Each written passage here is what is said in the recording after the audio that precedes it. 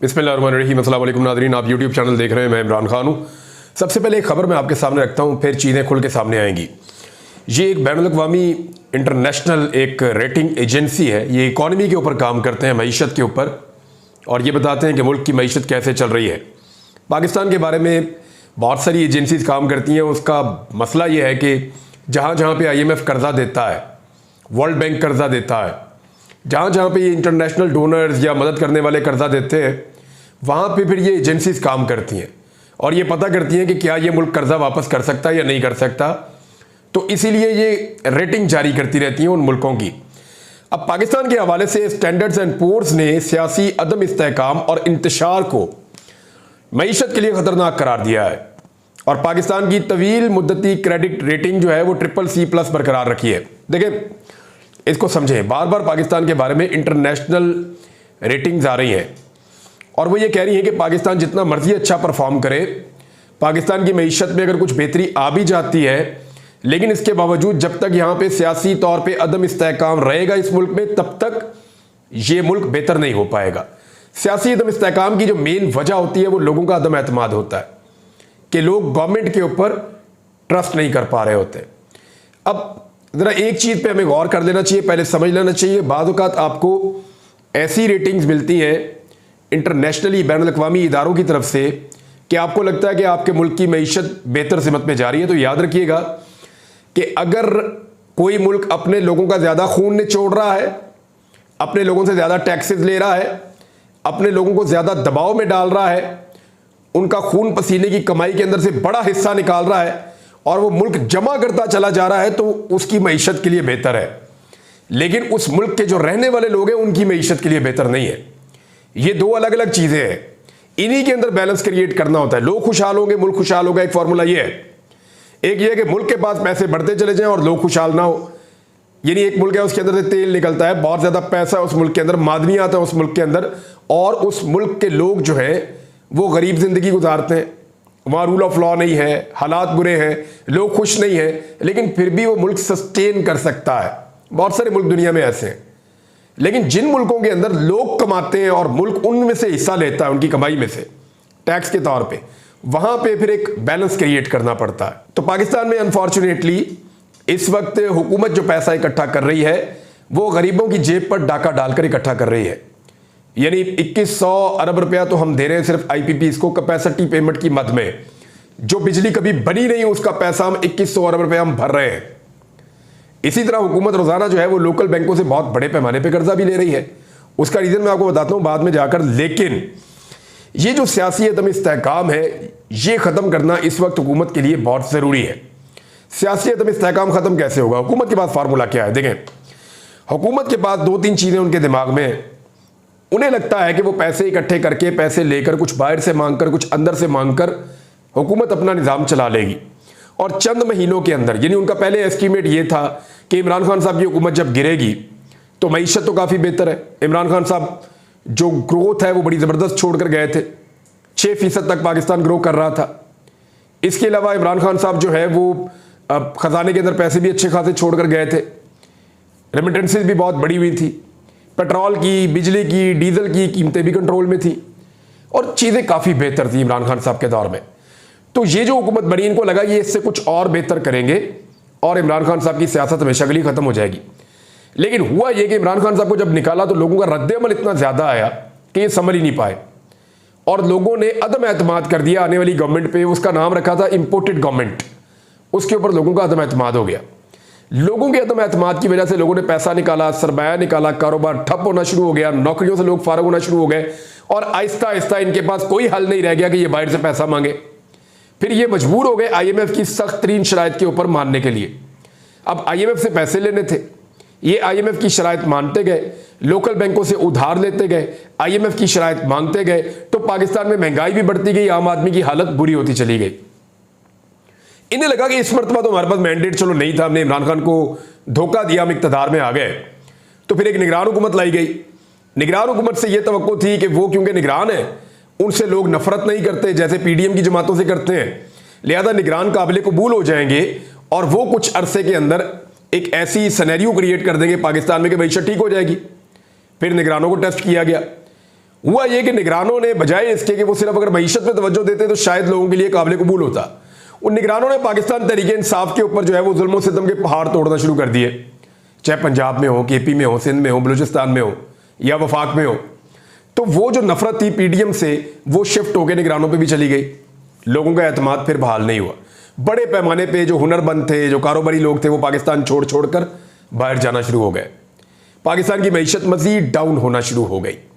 IMF से आपको फिर पैसे लेने थे, मुश्किल शराइत दोबारा आ गई। अब मामला यह है कि एक इलेक्शन की तरफ पाकिस्तान चला गया। इलेक्शन से पहले यह असेसमेंट की गई थी कि इमरान खान साहब और उनके हमायती इलेक्शन हार जाएंगे। इसका पूरा बंदोबस्त भी किया गया था, बल्ले का निशान छीन लिया गया, लेवल प्लेइंग फील्ड खत्म कर दी गई, हर किस्म के हथकंडे किए गए, जो बंदे जीतने वाले थे उनसे पार्टी छुड़वा दी गई। सारा कुछ करके देख लिया, इमरान खान साहब फिर इलेक्शन में सबसे बड़ी पार्टी बन के आ गए, बल्कि वो 2/3 अक्सरियत से ज्यादा ले गए। लेकिन फिर फार्म 47, एक जाली फार्म 47 के ऊपर एक हुकूमत बनाई गई, और जो हुकूमत बनाई गई उनके बेचारों में 30 भी MNA नहीं थे, लेकिन जैसे तैसे करके उनके इतने सारे बढ़ा के थोक के हिसाब से उनको MNA दिए गए, पीपल्स पार्टी को भी, PMLN को भी, MQM को भी इकट्ठा करके एक हुकूमत बना दी। अब वो हुकूमत बन गई तो हम वापस चले गए अप्रैल 2022 में। जब अप्रैल 2022 में लोगों ने कहा कि हुकूमत तो इमरान खान की क्यों छीनी, अब लोगों ने कहा जी हुकूमत तो हमने दी थी इमरान खान को, वोट उसको डाला था, ये कहां से आ गए। फिर बदएतमादी पैदा हो गई। तो फिर ये फॉर्मूला था कि 1, 2, 3 महीने में लोग ठंडे पड़ जाएंगे, इमरान खान साहब भी ठंडे पड़ जाएंगे, हर तरफ सुकून हो जाएगा, बजट के बाद चीजें ठीक हो जाएंगी। लेकिन चीजें ठीक नहीं हो रही, बल्कि फ्रस्ट्रेशन पाकिस्तान में बढ़ रही है, बेचैनी पाकिस्तान में बढ़ रही है। उसके ऊपर एक स्टेटमेंट है मुफ्ती तकी उस्मानी साहब का। इनसे लोगों ने बड़ा शिकवा किया कि आप इतने बड़े आलम हैं, इतने बड़े मुफ्ती हैं, इस सिचुएशन पे आपको बोलना चाहिए। इद्दत वाले केस पे लोगों ने इनको बहुत कहा कि इनको बोलना चाहिए। दीगर बातों पे मुफ्ती साहब को लोग बार बार कहते रहे कि सर आप बोलिए, आपका रोल है हर चीज़ के अंदर, पाकिस्तान कहाँ से कहाँ पहुँच गया। तो बिलाखिर मुफ्ती उस्मानी साहब ने जो है, तकी उस्मानी साहब ने एक स्टेटमेंट दिया है, वो स्टेटमेंट मैं आपके सामने रख देता हूँ। उसका एक हिस्सा उन्होंने कहा कि ये समझ लीजिए कि किसी शख्स को या किसी इदारे को एक हद तक ही दबाया जा सकता है। एक हद ऐसी आती है कि जिसके बाद वो दबना कबूल नहीं करता। मुझे डर लगता है कि कहीं वो हुकूमत के और फौज की तरफ से इन इकदामात के नतीजे में वो हद ना आ जाए। ये मुफ्ती तकी उस्मानी का पाक फौज के तर्जुमान के बयान पर रद्द अमल। यानी मुफ्ती तकी उस्मानी ये कह रहे हैं कि दबाव एक हद तक डालिए, दबाव बहुत बढ़ता चला जा रहा है, इससे आगे जब दबाव बढ़ेगा, मैंने इसको पढ़ा, सोशल मीडिया भी मुझे ये मिला, मैंने फिर उनका ये बयान सुना भी, लेकिन रद्द अमल उनका किस बारे में था ये साको सवाक मुझे आइडिया नहीं है। लेकिन उन्होंने ये कहा कि दबाव एक हद तक डालना चाहिए हुकूमत को और फौज को। अगर ये ज़्यादा इकदामात होंगे, ज़्यादा दबाव बढ़ेगा, तो फिर हो सकता है लोग दबाव कबूल ना करें और एक नई सूरत हाल से हम दो चार हो जाएं। तो मुफ्ती साहब भी ये कह रहे हैं। अब हुकूमत को ये लगता था कि इमरान खान साहब और पब्लिक जो है वो आहिस्ता आहिस्ता ठंडे हो जाएंगे और हमारी हुकूमत को मकबूलियत मिल जाएगी, लोग कहेंगे जी ठीक है। इसी चक्कर में ये हुकूमत जो है, यानी 3-4 चीज़ें अपने दिमाग में रख के बैठी हुई थी इलेक्शन के बाद, जाली हुकूमत बनाने के बाद। एक इनके दिमाग में यह था कि तहरीक इंसाफ अपनी मकबूलियत खो देगी, वो तो हुआ नहीं। दूसरा यह था कि मुल्क की मईशत में कुछ सुधार आ जाएगा, वो भी नहीं इनसे हो सका। फिर इनका ये है कि किसी तरह करके कुछ भी करके हम कर्जा लेके चलाते रहते हैं, टाइम गुजरता जाएगा, लोग आहिस्ता आहिस्ता ठंडे हो जाएंगे। तो वो जितना कर्जा लिया वो भी चढ़ गया। यानी 45 दिनों में इन्होंने जो कर्जा लिया वो 72 अरब रुपए रोजाना के हिसाब से लिया, यानी 3231 अरब रुपया इन्होंने कर्जा ले लिया। इतना बड़ा कर्जा इन्होंने लिया जो 11 अरब डॉलर से ज्यादा बनता है सिर्फ 45 दिनों में। IMF से भी इन्होंने एक मुश्किल तरीन डील कर ली, लेकिन इसके बावजूद मुल्क में स्टेबिलिटी नहीं आ रही, बल्कि पाकिस्तान तहरीक इंसाफ जलसा करना चाहती है, ये करने नहीं दे रहे। ये जो इनका खौफ है ना, यही असल प्रॉब्लम है।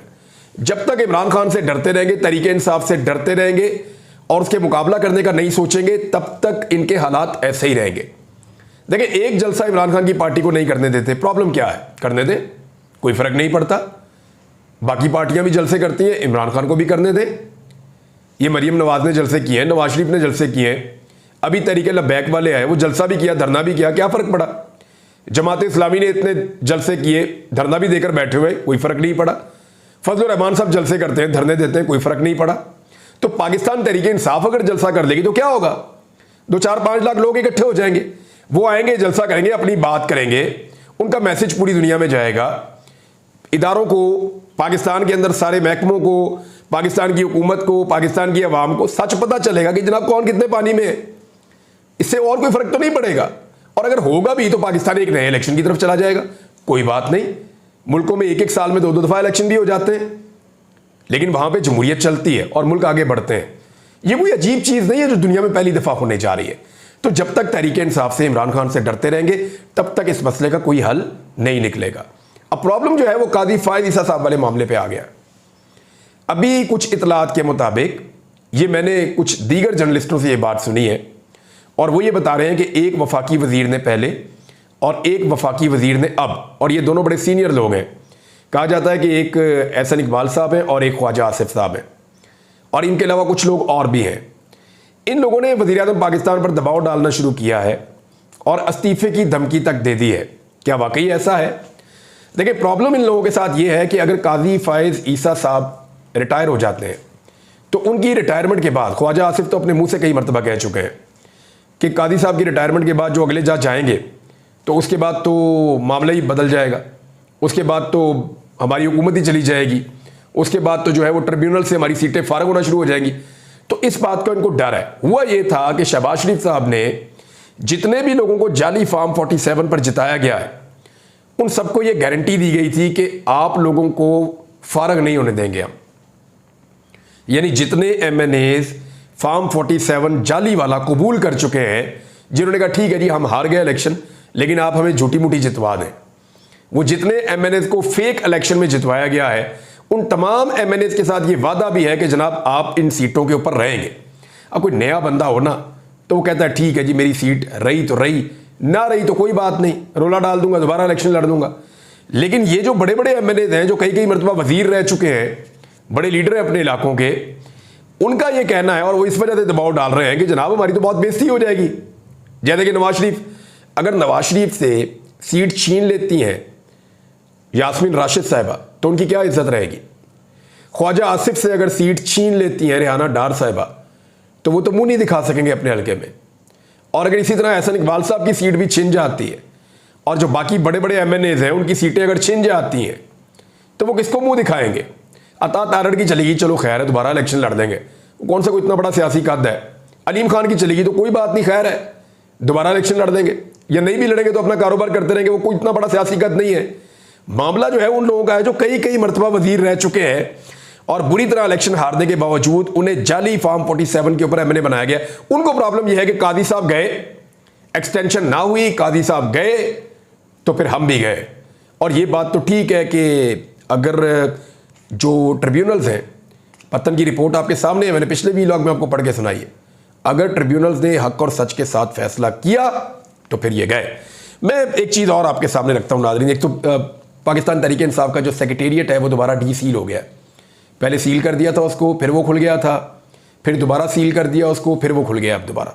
लेकिन इस मरतबा वो कह रहे हैं जी पुलिस हमारा इतना सामान चोरी करके ले गई है, हम डकैती का पर्चा इनके ऊपर करवाएंगे। वो अदालत से रुजू करेंगे और डकैती का पर्चा करवाएंगे। इलेक्शन एक्ट तरमीमी बिल जो है वो कायमा कमेटी के अंदर पेश किया गया तो वहाँ पे पीपल्स पार्टी के लोग तो आए ही नहीं, PMLN के लोग मौजूद थे और JUIF के लोग मौजूद थे और PTI के लोग मौजूद थे। तो ये 4 के मुकाबले में 6 से PMLN ने इसको मंजूर करवा लिया। ये वो बिल है जो इलेक्शन एक्ट के अंदर बार बार तरमीम करते रहते हैं। मैंने आपको एक व्लॉग पहले भी इसके बारे में बताया था कि ये इसलिए कानून को तब्दील करते हैं कि सुप्रीम कोर्ट ऑफ पाकिस्तान के फैसले के मुताबिक मखसूस नशिस्तें तहरीक इंसाफ को ना मिले, PDM को मिल जाएं और PDM उनके ज़रिए से 2/3 अक्सरियत हासिल करके किसी तरह भी करके दोबारा से एक्सटेंशन का मामला या कोई और मामला या 2/3 अक्सरियत के मुताबिक आइन में तरमीम करने का उनके पास इख्तियार आ जाए। तो ये है जनाब वो मामला। अब यहाँ पे JUIF के साथ पाकिस्तान तहरीक इंसाफ पींगे तो चढ़ा रही है, लेकिन JUIF ने यहाँ पे अपना वोट इस्तेमाल ही नहीं किया, बल्कि वो खामोश रहे और PMLN को उन्होंने जीतने दिया। अपना वोट JUIF इस्तेमाल कर सकती थी, लेकिन उन्होंने अपना वोट इस्तेमाल नहीं किया। इसका मतलब आप समझ जाइए। हमारे नाज़रीन कुछ सहाफ़ी दोस्त हैं, मैं नाम नहीं लेता सबका, लेकिन आप सारों को जानते हैं। वो पहले इमरान खान साहब की मिन्नत तरला करते थे, रोज़ाना उन्हें कहते थे कि इमरान खान साहब को चाहिए कि एक कदम आगे बढ़ें, इमरान खान साहब को चाहिए कि उनके दोस्त उन्हें मरवा देंगे इमरान खान साहब के, वो लोग जो इमरान खान को हीरो बना रहे हैं वो उसको मरवा देंगे, वो लोग जो इमरान खान को एक बहुत ताकतवर शख्सियत बता रहे हैं वो इमरान खान को मरवा देंगे। इमरान खान जो है उनको चाहिए एक कदम दो कदम पीछे हट जाएं, थोड़ा सा अपने आप को डाउन करें। इमरान खान साहब को चाहिए कि एस्टेब्लिशमेंट के साथ बातचीत करें, कदम आगे बढ़ाएं, हाथ आगे बढ़ाएं, एस्टेब्लिशमेंट भी उनके साथ बातचीत कर लेगी, ज़रा थोड़ा सा माहौल को नरम करें। रोज़ाना की बुनियाद पे इस तरह के कॉलम, तहरीरें, तकरीरें, ये हमारे कुछ सहाफ़ी दोस्त हैं, कुछ दीगर लोग हैं तज्ज़ियाकार, वो रोज़ाना ये कहा करते थे। अच्छा, जब इमरान खान साहब की तरफ से कोई जवाब नहीं आ रहा था ना, तो वो लगातार ये कहते थे, और कहने का जो मुझे मकसद समझ आता था वो ये था कि ये एस्टेब्लिशमेंट को गुस्सा दिलवाना चाहते हैं, कि इमरान खान पे गुस्सा चढ़े इन्हें, कि देखो ये तो बात ही नहीं मान रहा, सारे उसके तरले कर रहे हैं। अच्छा, अब जब थोड़ा सा एक हलचल हुई है, हल्की सी हलचल हुई है, इमरान खान साहब ने कहा जी ठीक है, मैं एस्टेब्लिशमेंट से बातचीत करूंगा, अपना नुमाइंदा मुकर्रर करें पाक फौज में, बात करता हूं उनके साथ और हम बात करके कोई हल निकालते हैं। तो जब इमरान खान साहब ने यह कहना शुरू किया तो इन्होंने इमरान खान साहब को ताने देना शुरू कर दिए, ओ डर गया ही, ओ नस गया, ये कहना शुरू कर दिया इन्होंने। अब इसका मतलब आप समझते हैं कि ये पहले भी जब इमरान खान साहब बात नहीं कर रहे थे तब ये अलग तरह नाराज थे, अब जब इमरान खान कहते हैं अच्छा मैं बात कर देता हूं, अब ये अलग तरह नाराज है। तो एक्चुअली मामला नाराजगी का नहीं है, अब ये गुस्सा दिलाना चाह रहे हैं इमरान खान को कि जनाब हम आपको ताने दे रहे हैं, लिहाजा आप बातचीत ना करें। बातचीत नहीं होती तो ये चीखें मारते हैं, बातचीत होती है तो ये चीखें मारते हैं। तो एक चीज तो क्लियर कर लें जो एक्चुअल है, इमरान खान ने कहा था कि मैं बातचीत, पहले दिन से वो कह रहे हैं कि मैं बातचीत करना चाहता हूं, जब बहुत बुरे हालात थे तब भी वो कह रहे थे मैं बातचीत करना चाहता हूं, लेकिन उन्होंने बार बार ये कहा कि मैं बातचीत करना चाहता हूं, डील नहीं करना चाहता। डील में और बातचीत में फ़र्क क्या है? ये नहीं, अगर इमरान खान साहब भी शहबाज शरीफ साहब की तरह या बाकी लोगों की तरह एक डील कर लें, एनआरओ ले लें और बात करें सिर्फ और सिर्फ करप्शन के मामला पे, तो करप्शन के केसेस तो इमरान खान पे एक भी साबित नहीं हुआ। इमरान खान अगर बातचीत कर रहा है तो अपने सारे केसेस में सुरखरू होने के बाद कर रहा है।